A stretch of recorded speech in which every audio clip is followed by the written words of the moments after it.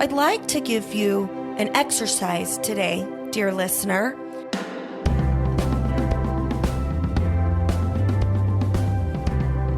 That I utilize in clinic to illustrate what thought stopping might feel like and explain a little bit clinically and neurobiologically what's going on for you. Yeah, Mason, you have a question? I just have a thought before you get into explaining that. And maybe this is misplaced in where we're going, but the thought that immediately occurred to me is if you're forgiving too early, and I feel like a lot of people that forgive too early still feel some of that relief. You know, they feel the weight coming off. But I think that, and this is just my thought process, I think that the weight that is lifted is the guilt that we put on ourselves. Like we, in this religious context, oh man, I got to forgive this person. I don't want to be guilty. So I put this extra burden on me. Mm-hmm.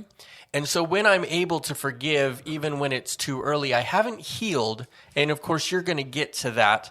I haven't healed. I've just made a choice. I've made a conscious decision that I'm not going to focus on this anymore, whether that works well or not. Right, because forgiveness is a quote unquote action word. It's something right. I have to do.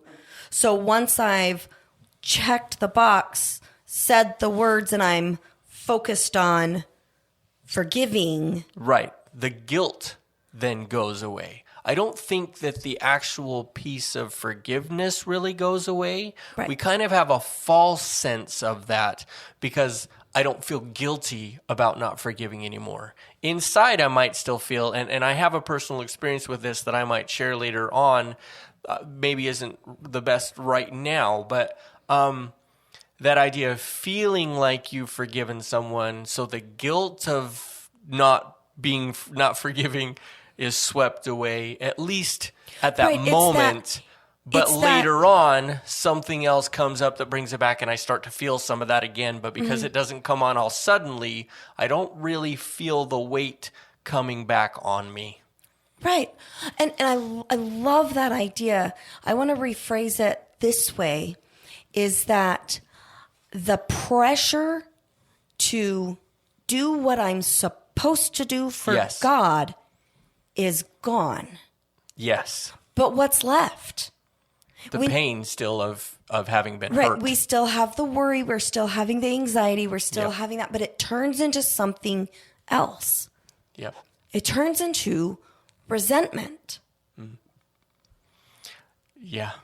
It turns into resentment because I'm not healed. It's like stitching up a wound when you still have shrapnel in your muscle. It's gonna fester. It's gonna irritate.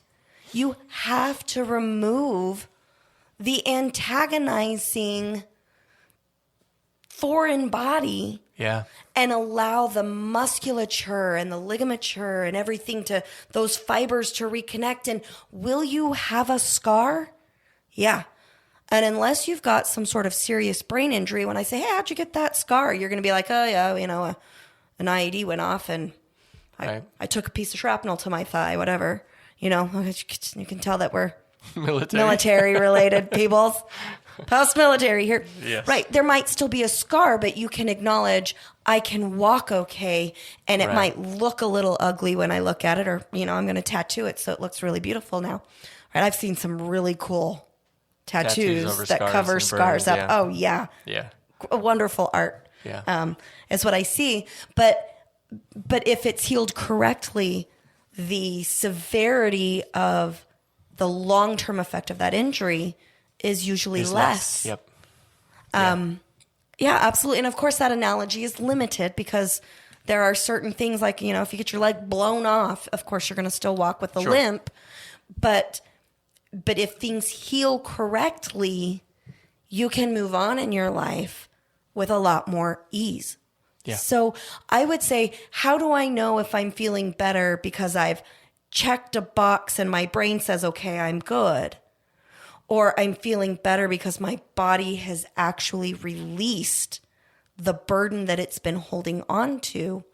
And my answer would be, what's the long-term effect?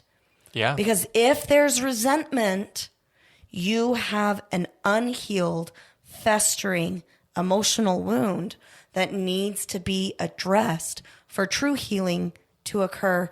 And again, in my opinion, for forgiveness to present itself. Because for me, forgiveness is, again, the natural byproduct of a healed emotional wound.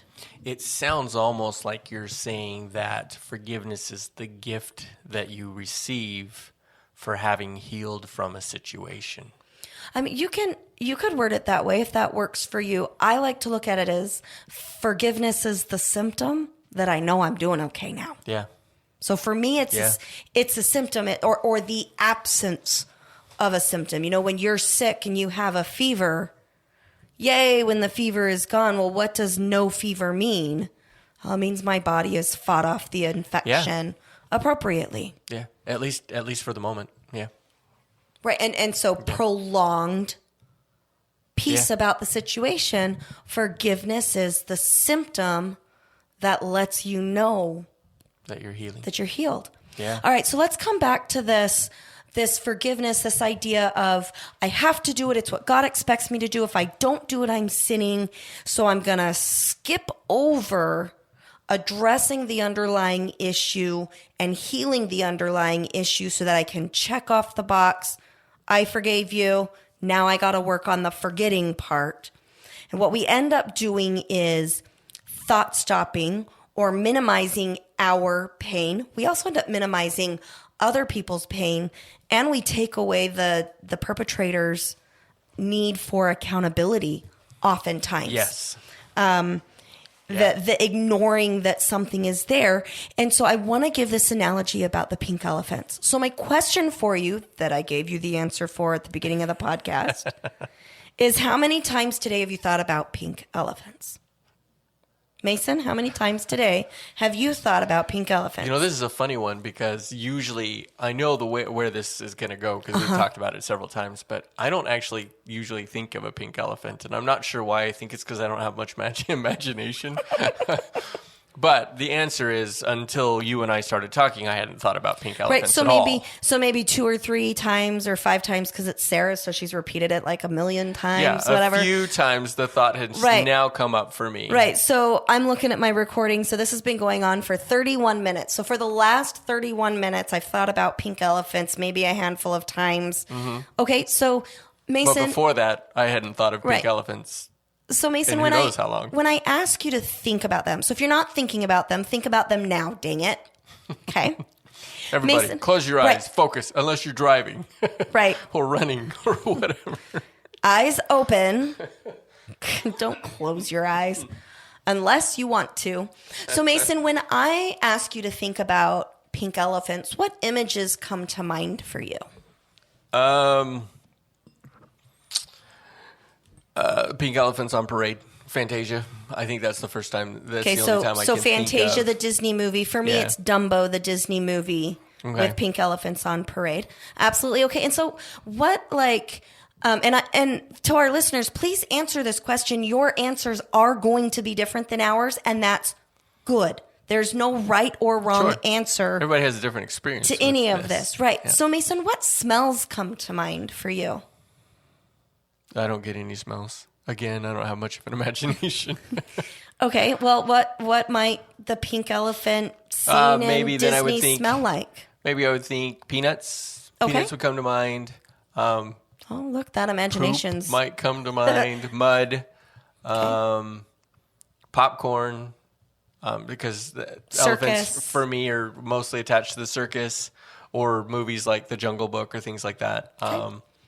For me, it's pancake syrup. Wow. Oh, no. Because I remember growing up watching Dumbo while my mom made pancakes, and we were going to eat pancakes. So I smell pancakes and syrup when I think about pink elephants. I have a lot of clients talk to me about seeing a pink stuffed animal, and so it might smell like lavender or candy because of those scented stuffed animals. So yeah, again, any answer is correct. What do you hear? I hear the song from The Jungle Book and the thump, thump, thump, thump, thump, thump, thump. Gosh, We're nobody, a military man. Whatever, I forget nobody what it is. turn us into Disney. Disney, we're giving That's what you I credit. Okay, we're giving you credit. Maybe we should recommend and cite Disney Or movies something today. like, are you sure this water's sanitary? It looks questionable to me. Oh, I love that movie.